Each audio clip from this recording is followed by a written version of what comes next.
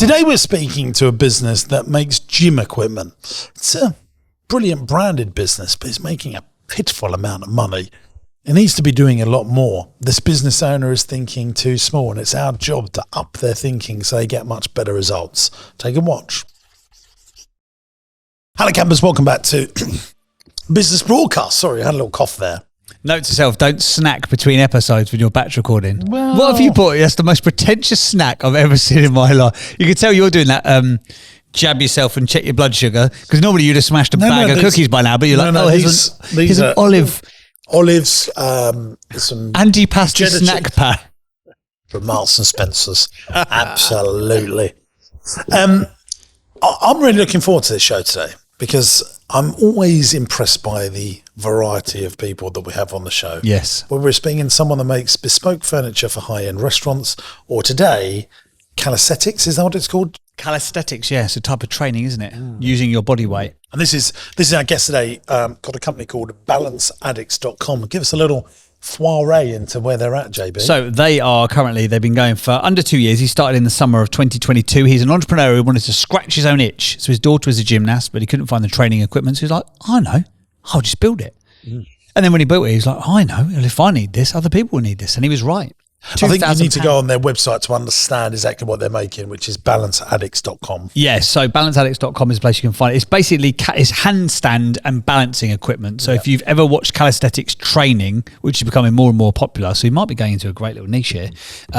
It's to help you do handstands and to train different types of muscles, and gymnasts use them a lot. If you've ever been to the circus and you see one of them gymnasts who do the thing on the poles, and they hold themselves on the pole and then they do the bendy back thing.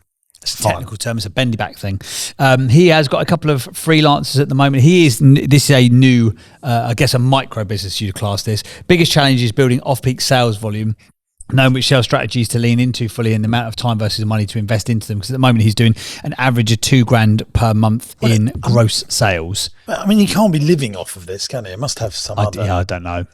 He can't. Yeah, I wouldn't have thought so. £500 This must be. Yeah, and that's gross. And you got to pay all the gear, haven't you? Send it out.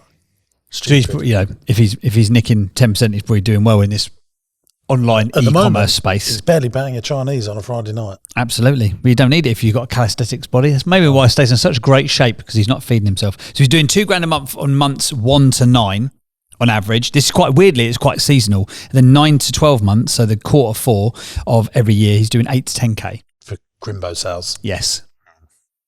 What's his biggest challenge? Biggest challenge is building the off-peak sales volume, which I mentioned a minute ago. Second biggest challenge is having a reliable supply of cornerstone product, which has been a huge challenge.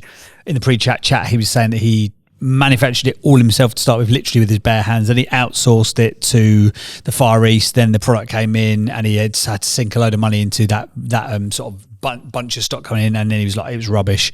And he had to improve it and make tweaks to it. So he ended up probably doing just as much work as he would have done if he built it from scratch. So he's now found someone who's local who can supply him with the right quality that he wants. And then the third biggest challenge is finding the time to work on my business is a big challenge. This is due to still working full-time, there you go, and having 3 children. Bloody hell. So at the moment, this is a side hustle to his job. With a job and 3 kids. That's a packed schedule, isn't it? That is a packed schedule. Where does he want to be in 1 year's time? He wants to be working full-time on the business with consistent 5-figure sales each month and with an annual turnover of 120K, which you referenced a minute ago. Sinclair's not happy with that. He's not happy with it. It's too small-minded, isn't it? Yeah. And what you get is 50 grand, 70 grand, 80 grand. But if he said, right, I want a £5 million business, you start thinking bigger, for example. And when you go, I think the challenge, when you have a day job and you think, well, if I could just get rid of the day job, I can make 50, 60, 70 grand, I'll be happy. Mm-hmm. But when you put yourself in, this is, you've never been here, or you have to cast your mind back 20 years. But the reality of being in it is so much more difficult than you think it's going to be. You think you're going to have that freedom and that flexibility on a Monday morning, no one's your boss. You don't have to be anywhere at any time. Yeah, you don't have to be anywhere at any time. You have to be everywhere at all times. It's the only game to start with where you get rid of a Monday to Friday 9 to 5 for a 5 to 9 for half the money to start with. And that transition period is challenging. And then you get to the point where you have to bring some staff in. You either keep it, as you would call it, like a lifestyle business, and you have like a nice lifestyle, a couple of $100,000 a year, you make the stuff yourself, happy days. As soon as you try and bring people in, it becomes another level of headache. And if you're not thinking big enough, you are going to really come unstuck. Yeah, that's the biggest thing I've taken from doing this podcast. I say it to Hayley all the time. She's like, I'm doing this, that, and the other. You think too small. You think too small. Well, so much so, this is a James Sinclair notebook. Oh, here we go. You can get on my website. Can you get on the website? Oh, I think you can. I don't know. She don't even know. But I've got different printed pages in here. I'm just going to read this little one out. You can't. This is a bonus quote. Do you want to have it as your quote? No, because fine. I think it's in conversation here. Small thinking leads to small results. Bigger thinking leads to big results. The bigger you think, the less competition you will have. What's the last time you were thinking too small and you caught yourself and went, come on, Sinclair, you're better than that? Oh, I constantly. Do you? But I definitely don't choose things now that will lead to small results. See, when I've bought businesses, it's always gone wrong when we've bought micro businesses that... What's a micro business by your definition? Well, to me, when I'm buying business, it's got to do $1 million of revenue, management team, location-based and established. They're the four. Otherwise, we won't even consider it. Things that I'm looking for. Yeah. Now, we are buying a business at the moment that is a supplier to a certain sports equipment, actually. Is it? Yeah. That folds into one of our brands and supplies holiday parks. Okay. I don't want to talk about it yet. Okay. But basically, stuff that you would hire if you went to, Centre Parks or Haven Holidays. Stuff you would hire. Yeah, so I'm not having fun. Like you'd hire a bike. Okay. Yeah, but it's not bikes. Or you'd hire a scooter, but it's not a scooter. Oh, okay. I think I know what they are. Yeah. So we're buying a company that imports that stuff, and they're established 40 years. They've got a brand. They do no marketing, and they're doing about 800,000 a year of revenues. They're not doing the magic million. But we can easily manage it, but it's close enough. And what I'm not looking for is a 50,000, 100,000 turnover thing. I'm looking for things that have got meat on the bone, JB. And I've learned that small stuff is hard work. You're just buying yourself a job. One of the things that I was, not that I'm doing interesting facts or quotes here, but I think it's relevant. I was listening to a podcast about Peloton. Okay. Peloton. In 2021, how much do you think Peloton spent on ads? In 2021? I don't think they spent anything, did they, to start with? You'd be absolutely wrong. Okay. It is a horrific amount of money. That's a clue for you. They haven't made any profit yet either, have they? No, they made a lot of money. They had a wobble, haven't they, recently? Yeah. But they're on their way. But I'll give you the answer. God, thanks. $740 million in a year. In a year on ads. Jesus, mind you, this was lockdown, wasn't it? And everyone was going mad for the Peloton, weren't they? Peloton bikes, running. You got a Peloton running thing, haven't you? I used it this morning, JB. Did you? You look like you did. 5-minute warm up. And that's true. It was a 5-minute warm up. But already, if this business is going to grow, I think in the early days of having an e-com business, which this is, 40% of your revenue has got to go on ads. I'm sorry. Well, he said the magic words. He said, I've tried some stuff. I'm thinking, how much have you tried it? Yeah, how much have you tried it, baby? If you're only doing $2,000 a month, you can't be spending that much on ads, can you? We'll find all this out in a minute, by the way. Which also makes it very difficult.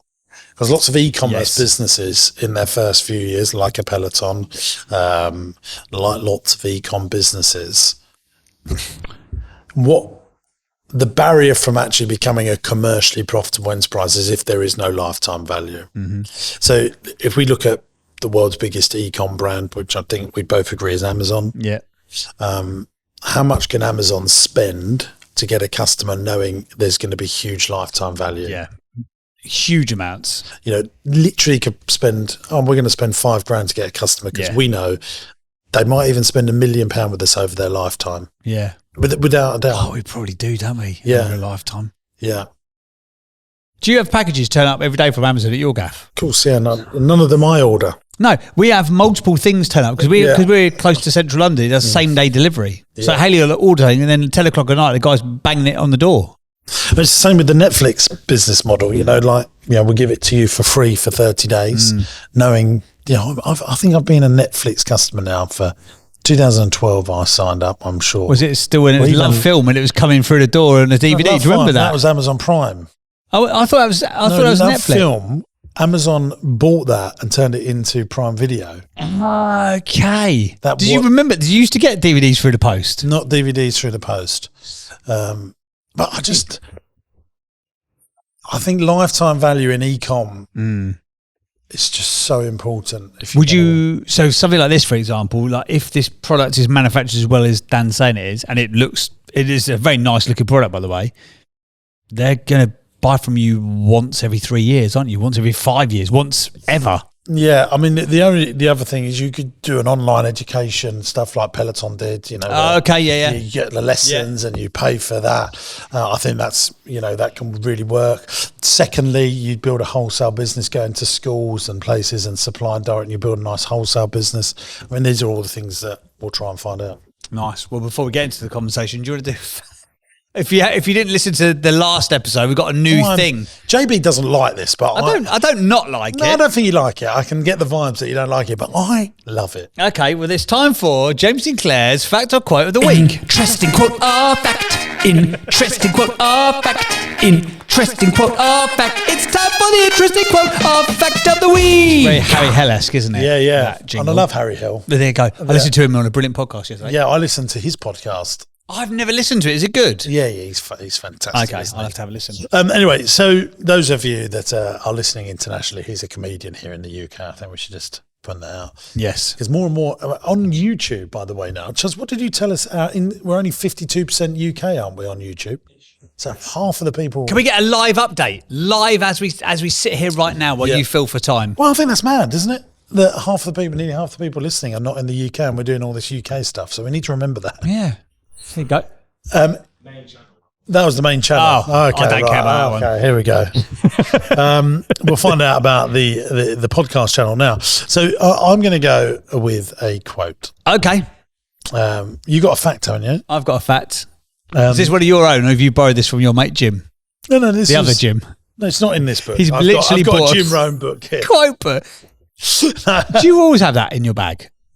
Just it is my Bible. I love Jim Rohn. I just love him. And I've got some really good top entrepreneurship advice to you. If you've got YouTube, type in Jim Rohn's name. It's amazing, to be fair, isn't it? Just food for the brain. Food for the brain. He was the guy who inspired Tony Robbins. Brad Sugars. Tony Robbins worked for him. That's right. Yeah. And really, Tony Robbins made Jim Rohn trendy and cool with music and stuff. But it really is all Jim Rohn stuff.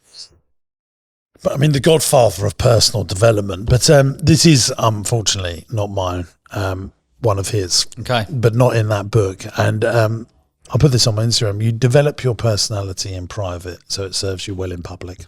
I saw that. I liked that. That's beautiful. What was the instigating moment of that coming to your mind? Well, I listened to it on a podcast. I actually messaged it to Chuds the other week because, he like me likes Jim Rohn and, knows that, So I wouldn't think Chuds is into all that. He's mad for it. Oh, he loves it. Is he mad for it? He loves Jim Rohn. A bit of Jim Rohn. He's the best. Oh, shit, he's the best. We both do a great impression of him, but if you don't know... No, come on in. Let's have it. You called it on. You develop your personality in private, so it serves you well in public. No. Oh, it's actually quite good. Yeah, no, that is quite good. It just prolong everything. That's what I have to do. That's all we have to do. Philosophy, he says it so well. I mean, he's just such a great speaker. He died, obviously, so no one can see him. But I do love that. And I think what it means. Cheery into that section there. Yeah, he's amazing. He's dead. Yeah, I think it means that you got to read the books. You got to do the exercise. You've got to work harder on yourself. I thought it was interesting though. You develop your personality. Well, not develop yourself. Develop your personality. What? Well, because I think if you read stuff and it makes your personality better, doesn't it? Because you realise, look, if you can learn to play the piano in private and you go out on a date and you're 22 and you just play imagine that. I mean, that serves you well in public. Yeah. Let me tell you. That's an analogy I've got for you there. As a man who can't play the piano. So I've gone quote this week. I've done fact last week, but I've also given that fact about Peloton earlier. I mean, you're just the gift that keeps on giving. I am the gift. What are you doing? Fact or quote? I'm going to go for a fact. Oh, I love this. So did you know? You probably do know this because you're like, I read that in the FT last week. There are Currently, 2024, there are 5.3 million businesses registered in this country. Yeah. That's an increase year on year of 1.6%. So you're thinking that's good. Entrepreneurially, we're going in the right direction. There's more people, right? However, my friends, and by the way, if you look to the population of the UK, it's about 8% of people. If you said like there's one company per person, and obviously there's not, because there's people like you that have got like 20 odd, but you know, that's quite a high percentage. I think we're quite entrepreneurial. We're a nation of shopkeepers, aren't we? We was. Ish. Well, but it says 1.6% increase in the number of companies, don't get that word wrong, companies registered in the UK. But last year there was 2.72 million minus 1.5% who are registered for VAT. So if you look at the difference between the two, it's about a 3% sort of net loss of VAT paying companies. I've got a fact on this fact. And that is, when you talk about staying too small, or thinking too small to start with, how many people just get to that point and go, do you know what? The jump from 85, you got to go from 85 to like 130 to make it worth doing, haven't you? And in a lot of instances, if it's like a trade-based business, if you're not B2B, then you've just got to swallow that cost. Yeah, there'd be a lot of one-man bands in there. 100%. You know, they're a plasterer and they've set up a limited company to trade from, or they're just a property investor and they've set up a SPV to trade from. I've got an interesting fact, I think, and you probably heard me say this on the podcast, but it's just so unusual. I like talking about it, and I think I know where I was going with this. There's only 7,500 companies in the UK that employ more than 250 people. That's the size of a village. Yeah. Controlling most of the workforce. And then within that, there'll be people that have got multiple companies like me that employ more than 250 people. So I would say that there's around 5,000 individuals controlling most of the workforce. That's crazy, isn't it? And there's no restrictions on anyone. Anyone can go and employ people. It's most people do everything they can to put it off. One of the things that I remember you saying, and this was years ago, this might be the first time I ever recorded a podcast with you. You said to me, most people most business owners fear employing people. I fear not employing people. I think that's such a mindset shift. Yeah. But I think I don't think you can take that advice until you take the jump and do it. Yeah. And then once you've done it, it's almost like the doorway down a dark corridor has been open. You're like, how did I ever think there was another way to do this? But there is another caveat to this little conversation. I think it's worth bringing up now, is lots of people employ someone and they get it wrong because they haven't done the right stuff. They're not good enough to employ someone yet. They haven't developed their personality in private, so it serves them well in public. They haven't worked hard on themselves to personally develop themselves, and they become a useless employer, or they've had some bad luck and employed someone that's useless, and then they go, right, I'm never doing that again. Yeah. I'll stay as a one-man band. Do you think that happens quite a lot? Absolutely. Yeah. As a percentage, how many people do you reckon Oh, I don't know that, but I know lots of people dip their toe in the water and go, oh no. Go back to safety. Yeah. Or mediocrity. Lots of people like go, oh, I'll open a nail salon. I'll open my second nail salon. And that was really hard. I'll just go back to having one. There's a client of mine, I remember, and he had, at one point, he had 132 stores around the UK. And I remember him saying to me, and I'll never forget, we were sitting there having dinner, and he went, do you know the hardest jump in business, in all of business, is going from 1 to 2?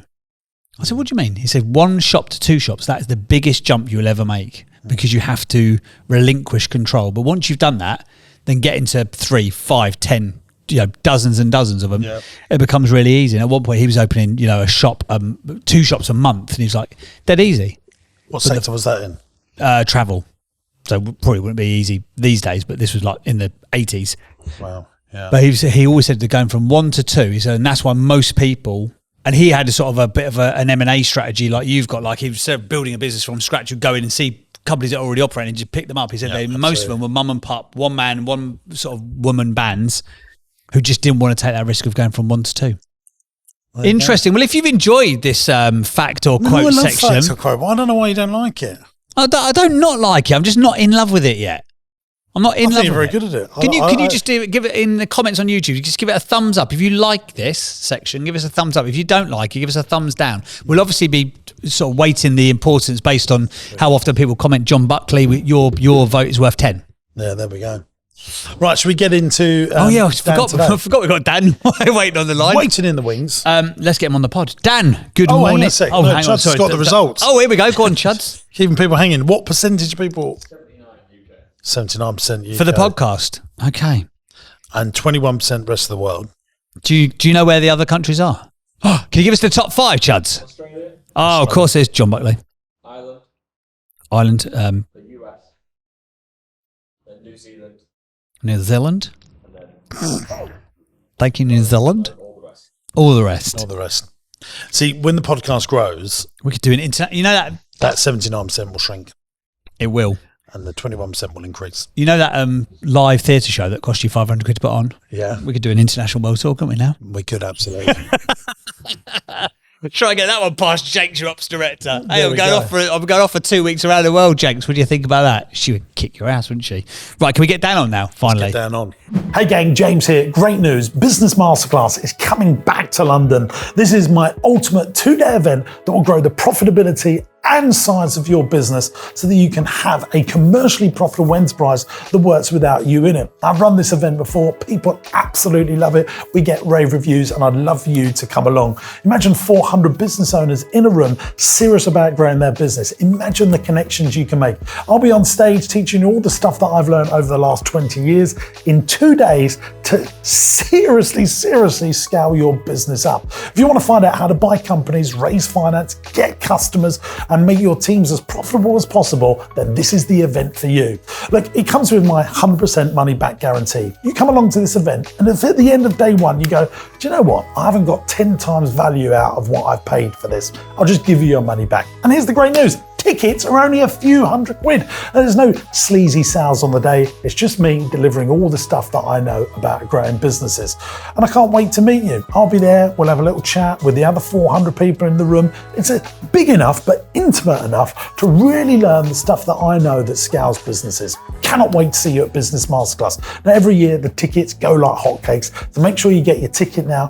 The tickets are £299 as we're making this video, but they grow in value depending on how late you leave it. So get your tickets now before the price goes up. And I'll see you at Business Masterclass to grow your business.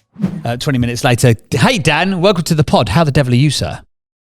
Very well, thank you. Hello, gents. Thanks for having me on. Absolute pleasure. In your own words, could you give us a little summary synopsis of the business, just so we can make sure that we have fully understood it before we dish out some advice and guidance to you, my man? Yeah, no, I think you're more or less there with the summary. So gymnastics is the main community we serve, calisthenics as well, handstand balance equipment. And like you mentioned, started out just didn't really want to part with the money when I saw the price of them online. So I built my eldest daughter a set. She's an avid gymnast. She was competing at the time. So we're always looking for, bits of equipment lying around the house, like blow up mats and balance beams and things. And I spotted these handstand pedestals and I thought, I'll give it a go making them. And like I say, it was a very small background activity until we came into that final quarter. And I just couldn't keep up with the demand. One man in his garage with a chop saw from Screwfix, and it just consumed me for 3 months, to the point where I was having to turn the orders off at times. I just got behind with them. It was a bit of a tidal wave. And then when I got into the January, I thought, if I can arrange some quality supply, I might have something on my hands here. So you did it all by yourself. You got so much supply that you couldn't fulfill it all. I mean, how many orders per day could you handle by yourself? Just for context. For people. So I was obviously in and around the job, and I had my youngest was 3 months old at the time. So I was sort of weekends, evenings. I could probably make 8 pairs a day on average, which I maintained for in and around 10 weeks. And that's when I sort of sat down, did some of the numbers and thought, if I can build the off-peak, which, something I'm keen to dig around in today. But yeah, if I can make the off-peak look anything like that, then I've got the basis of something potentially quite good. And what do you sell? And tell us what the range is. 'Cause you got a range of 3 things. Is that right? So the blocks. Yeah. Go on, mate. Sorry. Yeah, a little bit more. So what it was is, sorry, I think signal cut out there. So I had the handstand pedestals, and I thought, do I just want to be this one product company, which I know some people do incredibly well out of? But there's certain products that complement each other really well in this niche. So things, and talking about the lifetime value of a customer is about their handstand progression, their balance journey, as it's called. So they might just want to start with wrist wraps to support handstanding on the floor, and then they move on to the smaller blocks, and then the pedestals that is our cornerstone product. So as I looked into it, I could see for quite a cost-effective approach, wrist wraps relatively don't cost that much to buy 100 of them and get them air shipped inside of 2 weeks. I thought, why not? And it's just kind of grown quite organically from there. I wanted to put some bundles together to increase the average order value. So I started to look at, how can I, what complements each other and how can I build it out? How can I have a website that looks like it's possibly doing a bit more than it was certainly a year ago, by putting these little bolt-ons that are quite a cost-effective way of being a bit more of an SME in a balance space. Okay, and you're selling the pedestals, for example. You sell them for 50 quid. What does it cost you to produce them? So, like I say, got burnt quite heavily last year, and I was getting them for about £17 delivered from abroad. But as you mentioned before, the work I was having to do on them was probably more than just building them myself. Yeah. So I was probably worse off by outsourcing it, same amount of work, smaller margin. Whereas now they cost me £21.50 to get a pair built. And they're phenomenal. The quality is, I can safely say is far better than I ever used to make. They're professionally manufactured. And that's by a company local to you now, is it? Yeah, ironically, I went from Pakistan to China, and now I travel 5 miles up the road to collect them from two joiners local to me. They're struggling a little bit with the volume that I need. Like, it's fine for off-peak, but I'm now in the process of trying to find either a second supplier or a supplier that can solely fulfill the demand. Okay. Okay. You got the flabbergasted. I don't even know. Hi, Dan. I'm James. Hi, God. I think I'm in for a roasting. Am I? No. Well, first of all, I really love the design and the website and the nice logo. I mean, is this Shopify? Is it these websites? Yeah. The website got redone. It was a bit of a DIY job last year, and then this year was I invested in the next tier of website, if you like. So it's good to hear the feedback. I think what I'm going to do is just tell you what I would do if this was my business. Great, yeah. And then we can chuck some questions at you, maybe. That'd be a good way. Yeah, let's do that. So what do you do as your main job? I'm just trying to get to understand. So, I was in the military for 10 years. And since leaving there, I've been quite heavily involved in sport and mentoring through sport. I've got a big background in physical activity. Currently now, as more of a financial move, I'm actually a contract manager, which I've been doing for a couple of years, and it's just not me. Like, it doesn't fit me. So that's the current 9 to 5 that I'm. So would the dream be full-time in Balance Addicts? No, not at all. So as you mentioned, the 120,000 there, that was the year one target to 5x the current turnover within 12 months, and then in 3 to 5 years, the hope is to sell it, to get that 7-figure plus payout. And keep, I've had businesses in the past since I left the military, just absolutely got the entrepreneurial buzz and keen to just create and sell businesses is the dream. So you do want to be in Balance Addicts full time? Yeah, I think to take it, I'd love to be able to come across into it full time within the next year to really give it, every waking hour, to take it to the potential I think it's got to then exit in 3 to 5. So trying now to work on the business with a full-time job is possible, very challenging, but not impossible. Just it's extended the timeline of everything. How it's like a background grind, if you like. So I'd like to come into it full time, but ultimately sell it. Okay, right. So we come up with a 5-year plan that we're going to sell this business in 5 years. Yes. That's going to happen when you give your full time to it, unfortunately, but you need the extra income.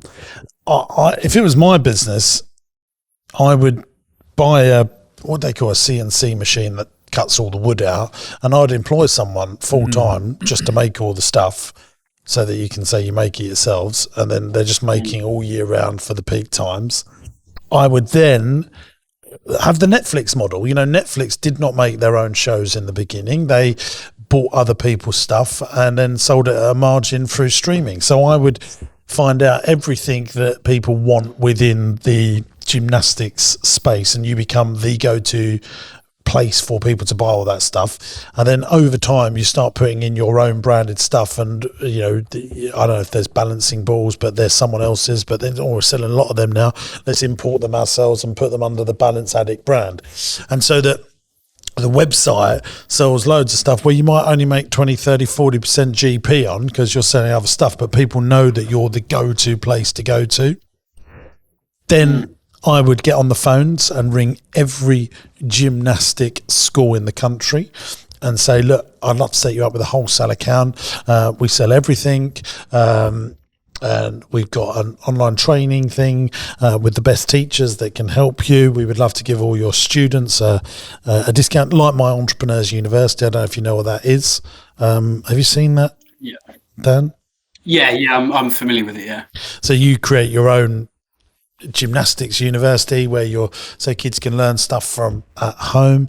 You make a Balance Addicts YouTube channel, a Balance Addicts podcast, creating loads of content that drives people to your website. And then unfortunately you're going to have to spend a lot of your revenue in the early days on Google ads and Facebook ads to get customers. So by having that variety of products, is going to increase the lifetime value, because I think at the moment there's only 8 or 10 things you sell, something like that. And I think some of those things are bundles of those other things. So, you know, you've got to sell the clothes, you've got to sell everything, and build authority in the space. And it's a niche, isn't it? I mean, you're probably thinking of 4 or 5 websites where gymnast people go to buy from, and you'll know them because your daughter's into it. JB and I don't know them. You know, we know all the broad people like JD Sports and that sort of stuff, but you're in the niche space, and that's what I would do. I would also make sure you put payment spreading provider people on your stuff like Klarna and ClearPay, because that will massively help get sales over the line, because $89.99 is a lot of money for some people, and if they know they can spread it over 3 or 4 months, you will see a huge increase. The second we put that on Party Pieces, 20% of our customers use those pay in over time facilities. There's just some of the stuff that I'll be doing. So a content marketing approach, understanding how to do Facebook and Google ads, a network marketing approach. I would even have the Balance Addicts magazine, that's a catalogue / magazine with interviews with teachers in schools, and you eventually have a direct mail campaign. This would really work with this space, and then selling other people's stuff on the Balance Addicts website. That's how I would grow this business. And I don't think 120,000. Think, how can you turn £1 million in the next year? Because it'll make you, force you to think bigger. Do you know who we had on Jimbo recently? I say recently, it's one of our early ones, Gymfluencers. Do you remember them? They're a big influencer network just of gym people. So you give away the product, which obviously I don't know whether you've got the margin or the sort of the cash flow to be able to do that, but potentially there's so many. Calisthenics has got I know sort of the gym sector is more broad, or gymnastics is more broadly appealing, but that calisthenics is such a hot niche right now. And you've got a lot of the big influencers. I've had some good success with that. I'm not surprised. No. And, just because I think you've got the likes of like Chris Evans, who does Virgin Radio, and you've got Rich Roller, you've got people who've got massive audiences who are very, very, very proactively sort of talking about, or big proponents of the benefit of calisthenics training. And those people who do it have got such amazing fan bases. I reckon if you could structure a couple of deals with those sorts of people, that'd be well worth doing. And check out Gymfluencers. They were a previous... We've done an episode. There'll be an episode somewhere floating about the internet with them guys. All of that stuff I love the name, by the way, Balance Addicts, and I love the logo. Like, can I just share something on that? I'm having some real issues with Google Ads. They've suspended my account because of the name. So I'm probably north of 30 phone calls with Google now, that like to the point they're just hanging up on me. They want, they've got no interest in trying to resolve it. But as soon as I try and run a Google ad, they suspend it because I'm pointing at a .com with the word addicts in it. No. So I'm a huge fan. I really like what's been done with the branding and the logo and everything. And it's like I say, great to hear the feedback. But can't you just change it to a Z? Real headaches. Can't you change the last S to a Z? Google will know that. You what you want to do is push a landing page by a specific URL. You like calisthenics training or gym training equipment.com, and then you bounce it as a redirect to the website itself, and have that as a landing page. And have a specific landing page which is designed to capture people's data, because then you can remarket to them, you can pixel it and all that kind of stuff. But because what you're probably also doing at the moment, you're most likely, if you're like 90% of other businesses, you're probably pushing Google Ads to your website. And you might go, right, we're going to go to balanceaddicts.com/collection/ the handstand collection. But then there's so many what I call escape routes on there. So I can get lost on that website. I can go on the pedestals or the hand blocks, or I go, I look at the balance base. That's kind of nice. I click into that and I go onto your Instagram, which, by the way, doesn't pop up as a different window. It takes me off the website. So now all of a sudden you've paid for the traffic and you've lost me. So I think you need a bespoke landing page with a redirect URL. That will get you around the Google issue. Also, the other thing, go to an ad agency that spends £1 million a month with Google and ask them to, pitch you, and then they'll be speaking to someone that's far more superior than someone that's maybe like you doing £100-200 a month.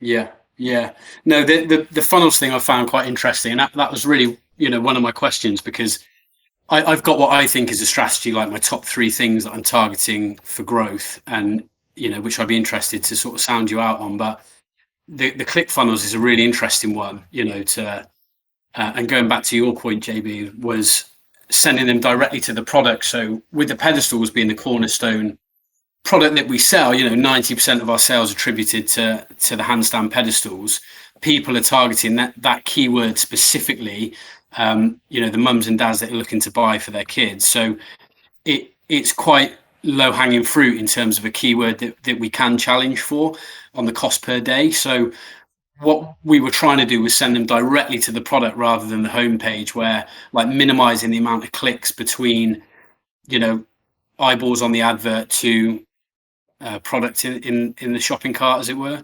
But really interesting point about the separate landing page is definitely something I'll look into. Yeah, if that's a keyword, I'll get handstandpedestals.com and have it as a redirect, but just have that set up as a landing page. I'm sure Shopify, I've not used Shopify, but I bet there's landing page facilities on that, so they don't give you the escape hatches to let people move around the website. You only send them to that one thing. Yeah. And then what you should have on that landing page in order to grab their data, because you've got to give. God bless you, James Sinclair. Sorry. He's allergic. He's allergic to small thinking. That's what it is. You set it off. But what I found a thing the other day from, I'm sure it's HubSpot, and they were saying the number one downloaded top of funnel thing at the moment is still how-to guides. So what you should also have on that landing page to grab people's data is the top 10 tips of how to do the perfect handstand, because then even if people don't buy, they will download that and then you can remarket to them via your email database. Well, you've definitely got to have. No, it's a good idea. You got to have like the supermarket mentality of selling bread and milk at cost. It's a loss leader for them, but they know that that's what people need all the time. And you need to make sure you've got products that remind people to come back to your website. So for Party Pieces, and I think I've said this on the pod before, we've started selling personalised birthday cards. And the reason we've done that, we make hardly any money from it. In fact, we probably lose money, but it's all designed to get people as a habit to come back and order again and again from us, so that we become the bread and milk of that buying decision. Does that make sense?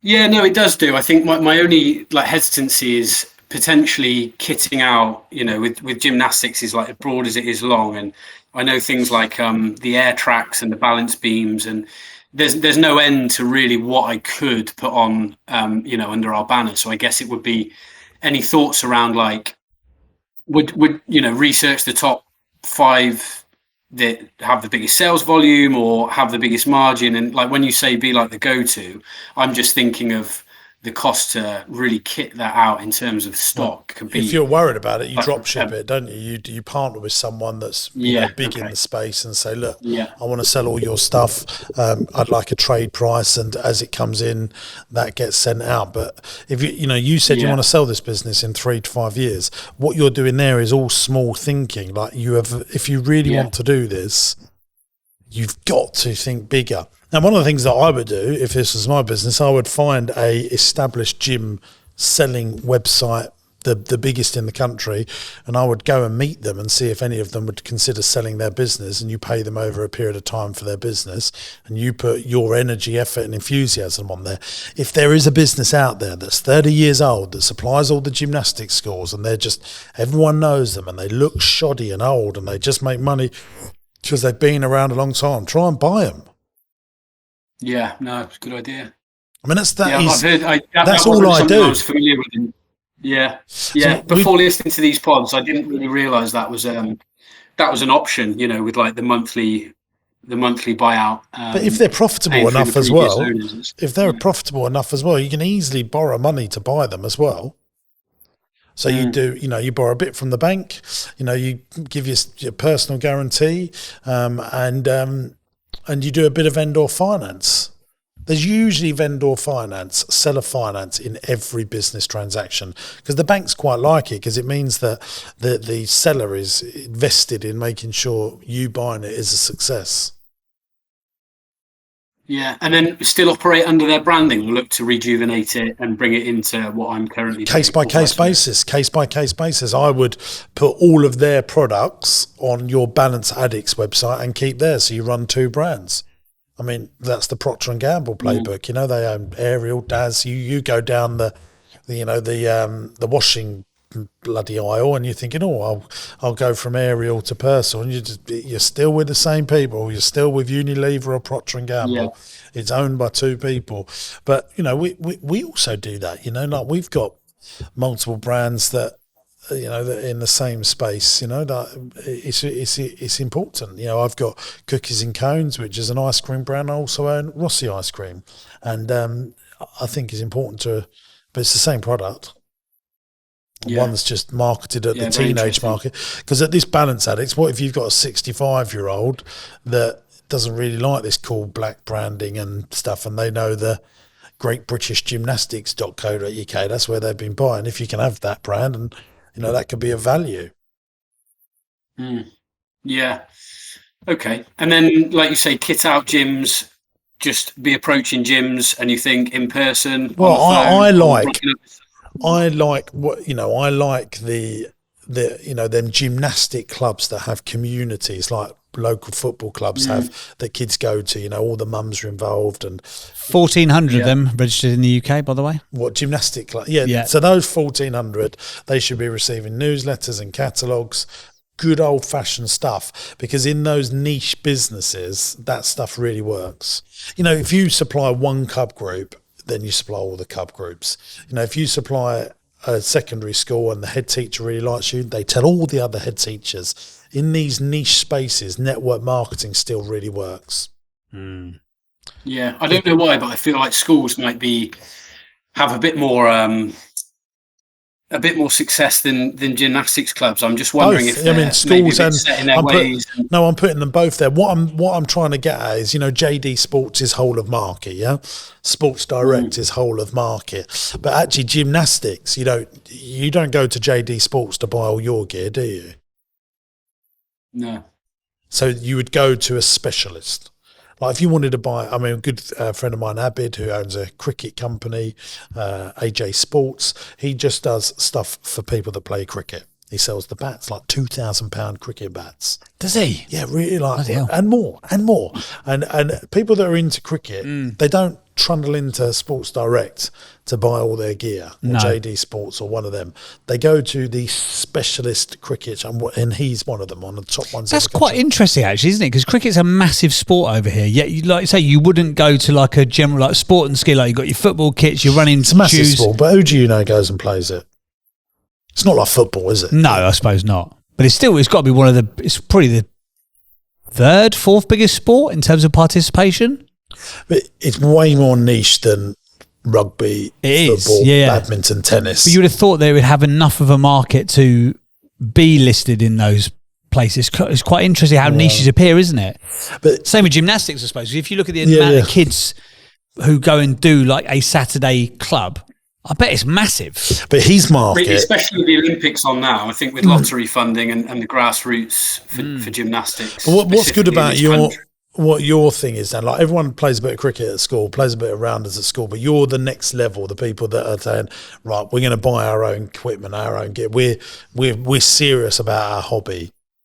That's correct, isn't it? Mm. This is not someone. Yeah. Oh, absolutely. Yeah. Giving it a go. This is someone that loves it, which is great.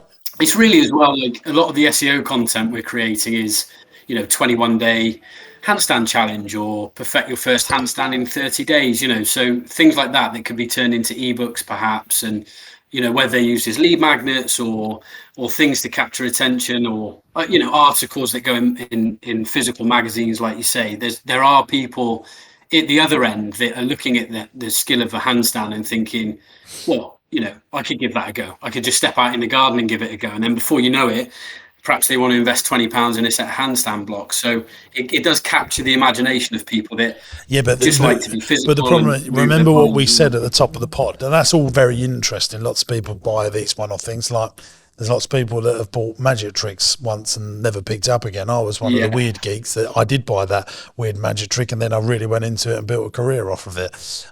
But you want to go after lifetime value if you want to turn this into a commercially profitable enterprise. And yes, you'll get the hobbyists and take their money, people that want to give it a go, but you're looking for the people that want to spend £10,000 over their lifetime on stuff and maybe more. Yeah. Okay. Also, just quickly as well there, mate, just to make sure expectations are aligned, SEO will not pay you back for at least 2 years. Yeah, I stand by that. And the SEO specialist will be like, "Oh no, it's not true." It absolutely is. And I know one of your freelancers is doing SEO. You'd be better off having a freelancer who is doing social media, absolutely, for an immediate return. Yes, you should be doing SEO, or maybe you have to bring in a marketeer who's a bit of a Swiss Army knife, so they can do some Facebook ads, they can do some organic content, because there's lots of those people around, by the way, and they can write some SEO, because they are so often. I had one guy, I employed a guy, and he banged on and on and on about SEO this, SEO that. He had every software going so you could like blah, blah, blah, do all this clever stuff with it. But it just takes ages for it to pay back. And if you're trying to drive instant traffic to a website, an SEO blog is not going to do it. It's part of the marketing mix, but it is not the biggest thing for where you're at right now. It's not the thing that's going to put pound notes in the till. And content marketing is the same. Maybe not 2 years. You will start seeing shoots of return after a few months, but if you consistently do content marketing after 2 years, you'll see big results. Yeah, for sure. Most people give up too soon, like with the podcasts, like they make 10 podcasts and go, why have I not got £1 million in the bank? I'll just stop doing that. This podcast is 400 episodes in now, that is the level, isn't it? Me and Chuz discussed, we've made well over 1,000 YouTube videos. Yeah, it's so much effort, but if you do it, the returns can be huge. I mean, just to be as well, I don't want to scare you as well, but I've recruited someone full time now just to do my short form on Instagram, and we're getting good results on that. But that's someone full time just doing that. Well, that was one of my questions that I'm sure we'll come to, but I can see, my conversion rate is actually higher via my Instagram profile than it is through paid adverts, probably because I'm not great at the paid adverts yet as well, but we can see that the social media funnel does have like quite strong returns, and it was whether or not to invest in somebody who's creating more content, which, like James, I know you're a big fan of content creation, but for a business like this, quite how much content I should be putting. Like, we've just launched our YouTube channel, we're on 3 different social platforms, but it was whether or not you think that's like a viable hire for me at this stage, or whether it's just something I should be carving out the time to do myself. If you can afford it, do it. But depends if you're good at it or not. Well, yeah, but also like what you've got, you employ these people and they've only got 3 or 4 or 5 things to buy from you. So that's one of the problems of your business is you've only got a few products. So even if you've got all the people in the one, they're not going to keep on buying more of the same thing from you, are they? If you look at Nike, why does Nike work? Well, your trainers end up wearing out, and you got to buy new ones. You just have to, don't you? Like and you might buy different colours, and so I mean, I probably buy 5 pairs of shoes a year. That's mad, isn't it? Do you think is that too high? I mean, I don't know, but I'm certainly buying shoes every year. Yeah, and they're probably £100 plus, aren't they? Yeah. So you're probably worth £500-ish to them per year. That's just you. Yeah. Never mind kids. Yeah. Wife, yeah, exactly. Yeah. Family. So as a family, we're buying 15 pairs of shoes a year. Yeah. And they're growing all the time. Yeah. And they just destroy them. Probably more. But but once I've bought your wooden blocks, I don't need to ever replace them, do I? No, yeah, granted. I found it was a bit like chicken and egg, because as I got lost in product creation and testing and, getting different prototypes, I, really enjoyed, and I kept on building out this range of products. But then now I'm looking at a storeroom crammed full of products that I need to sell. And I was like, well, where do I stop? Do I just keep, get the next product, where I need to convert some of this and start, greasing the wheels with what I've got? So that's kind of why I got to that natural pause of, right, I need proof of, demand now, if that makes sense. Well, I think, that you re-listen to this podcast, there's a number of things. If it was me, the first thing I'd do is see if there's an old established thing for sale and work out a creative way of buying it. Because then you can use their revenue that will help you employ people. Because you obviously, even the pictures you've taken, the brand that you've created, there's something about you. You're obviously very disciplined. You've thought about a product, you've created a product. There's lots of good stuff here. But I think a bit of small thinking. And I think a lot of entrepreneurs start that small thinking. But if you all of a sudden got £1 million contract tomorrow to sell all this stuff, you'll immediately expand. But you need to maybe knock on some doors to go and get that stuff. That's why, if it was me, I'd try and buy a business, and I would get on the phone and speak to schools, speak to PE departments, and I would be sending them newsletters to getting them to buy from you. But then they're going to turn up and they can only buy 3 or 4 or 5 things from you, which is another challenge. Yes. Yeah, Still worth doing. Still sound worth advice. doing. I need to hear it. I think, like, for context, like JB said at the start, you're doing £2,000 a month and you're busting a gut to do it. And then to sit there and think my business is worth 7 figures is, like, mentally is a huge leap. So I've broken down that 1, 3, 5 year plan to get to what I thought was a bit of a stretch target. But I think, speaking to you, you're right. Once you've crossed a threshold, it no longer seems big anymore, does it? So, I'm all for broadening the horizons. Absolutely. I guess I needed to hear it. Cool. Have you got any questions you'd like to ask us? So I guess if you could pick one sales channel, like the one single most impactful channel to generate sales for a business of this nature, like knowing what you know about it, what would that be? For me, in terms of like socials, YouTube. No, I think for me, I would be doing network marketing. I would contact gymnast schools and PE departments and do affiliate links. And that's where I would be going first. Yeah, cool.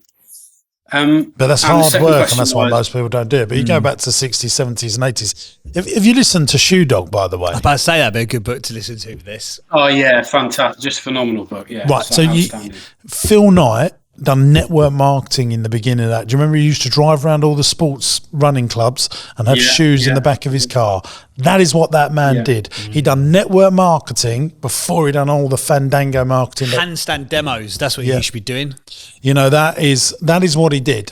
And that is literally, you go, I'm trying to think of, Apple is the same, like they were, Steve Jobs and Steve Wozniak were selling computers one at a time, network marketing to people in the computing space, and everyone, it's mad.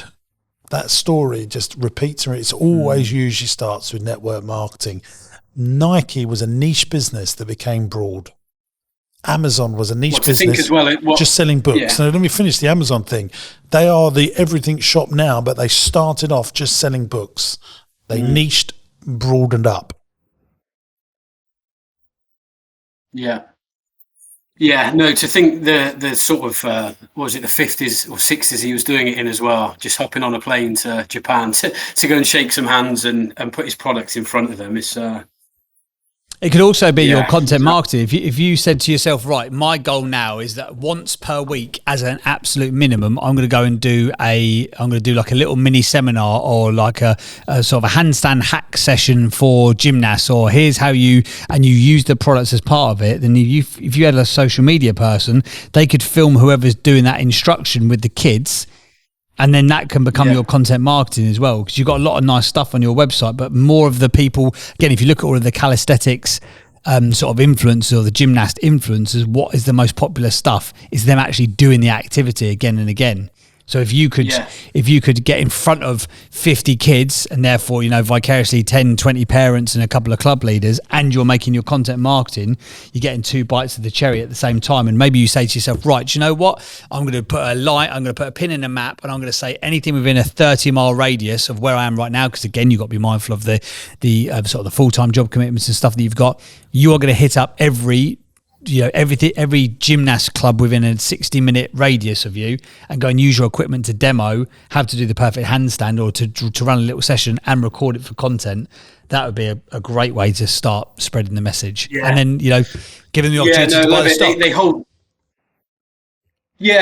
They hold competitions pretty much weekly, depending on where you go in the UK, whether they're regional or club level or whatever. So, just being able to maybe get there and offer some minimal sponsorship, whether providing refreshments for the day, and just having a bit of a setup network. You don't even have to do that. Just give them a percentage of your sales, so that they're incentivized to promote that you're going to be there. Next question. I want to make sure that we trundle through these, because you got some good ones. Can you remember the next one? So the first paid role I should invest in. So if I was bringing one person on and building more hours with them to support, like whether that would be sales, content creation, what would that look like? Right. Well, from my point of view, you're the CEO, the cash flow executive officer. Your job is to bring more cash flow and more sales into the business for the next 5 years. You have to be the income generator. How are you going to get more sales, more sales, more sales? So anything that gives you more time so that you can bring in more sales. You're the marketing person. You're the salesperson. A good salesperson, a good marketing person, they want to go and work for an established business. They want to work for BMW or Google. So you're going to have to do that role. And so probably be a chippy that can fulfill and pack all the orders. You bring that in-house, and or you bring in a PA that does all the menial tasks, so that you are focused on bringing in more cash flow. Yeah, brilliant. Okay. The next question was just, I appreciate you don't understand my finances specifically, but moving to the business full time is a decision I wrestle with a lot. Like that burn the boats mentality and just jump in 2-footed. I'd just be interested to hear your thoughts about it. I know it's specific to every individual, but what's your thoughts on taking the leap? Well, you're asking me. I would burn the boats, but I am. You burned the boats when you were 20 and you had no dependence. I was 16, yeah. So it's difficult, but look, I'm not everyone. JB, you might think. I think it depends on. I would look at it and have your, what do you call it, a PBA, your personal bank account number. So I would look at, what does it cost you to live? And how long do you think it's going to take you to turn this business into providing you the same income? So let's say, for example, you think, I'm going to gun it, I can do it 12 weeks, 3 months. But let's say realistically, by the time you've got orders for the door, it's going to be 6 months. What does it cost you? Let's say it costs you $4,000 a month to live or whatever. If you've got 24 grand in the bank and you can bankroll yourself for 6 months, then back yourself. That would be my advice. But I think putting yourself, there's this whole thing of burn the boats and, there's no way back and, all those stories. But actually, do you know what? Sometimes there's positive pressure and there's negative pressure. And I think you need some pressure to move this forwards. But having 3 kids and a wife and a cost of living, you might find that actually you've got Damocles' sword hanging over your head the entire time, sleepless nights, etc. So you need some positive pressure, but don't put yourself at the point of breaking. You want stretch goals, not break goals. So I'd say bit of runway. Can I just ask a question though? So the current role you're doing now, which is management contract stuff, you hate, don't you? Is that what you said? Yeah. But if you just gave that up in 3 months' time, could you get a management contract role again very easily? Yeah, I think I'm quite employable. Like, So what's it the will take risk? $5,000 salary. Yeah. What's the risk then? If you know you can get the job again, like, doesn't that not diminish the risk hugely? The bigger thing I'd be thinking is, have you got a good model for profitability? Is the business model you're building profitable? That's probably why you're not jumping. Because at the moment, you know it's only bringing in That's really the question. Yeah. Sorry. Yeah, that's really where your advice was, I guess, what I was interested to hear today. Like, no, If the business was bringing in £1 million a month right now, making £200,000 a month profit, would you be staying with the contract role? You probably wouldn't even be on this podcast, would you? Absolutely. No. So get the model and really think about the model you're building, because I don't think you probably got confidence enough in the business you have in 5 years' time, because you say, in 5 years' time we're going to sell it, but that seems far off into the distance. We're talking about this month, next week, right? So what's the business model for more profitability? And that's why try and see if there's some for sale that you can scoop up a big load of revenue, and you might be pleasantly surprised. There's lots of businesses for sale. People hate their business. And, there might be 20 gymnastics selling companies. And I'm sure if you write to 20 of them or knock on the door or go and meet them, 20% of them would be thinking about selling. And 1 or 2 of them, you could be their biggest dream. And then you just scoop up their revenue, you put it into Balance Addicts, and everything overnight can be so much more palatable in terms of having more cash flow around you. So you think even if they're not advertising, just have a swing, potentially, if the model fits? Well, that's what I do. Yeah, brilliant. Okay. At least 60% of the businesses I've bought, Rossi Ice Cream, Marsh Farm, Lee Valley, lots of day nurseries I've bought have not been on the internet or with agents for sale. Some have been, but they've been me processors or knocking on doors, getting to know people, and then just casually saying, if you ever want to sell in the future, it's pretty obvious. You're going to meet someone, they're 70 years old, they've got no children, or they're 60 years old and they've got no children. And sometimes you have to plant the seed and then they come back to you 9 months later, 6 months later, 3 months later. I've had 2 weeks later, I've even had. Have you really? What, the next day. What, from planting the seed and they had no intention to sell, really? Yeah. That's quite interesting. Because everyone's got to exit at some point, haven't they? Whether it's by death or by plan. That's very true. Right, Dan, we appreciate you being on the podcast. Where can people, if they have been motivated to get a calisthenics body for the summertime, where can they go to find out about your amazing products, mate? Yeah, balanceaddicts.com. We're also across TikTok, Instagram and Facebook at Balance Addicts. We will not be beaten on quality, price or customer service. That I guarantee. Well, there you go. Fantastic stuff. Thank you very much for being on the show, my man. Very much appreciated. Brilliant. Thanks for having me. Thank you both. Cheers. Pleasure. Thank you, mate. Well, there you go. There is Dan all the way from Balance Addicts.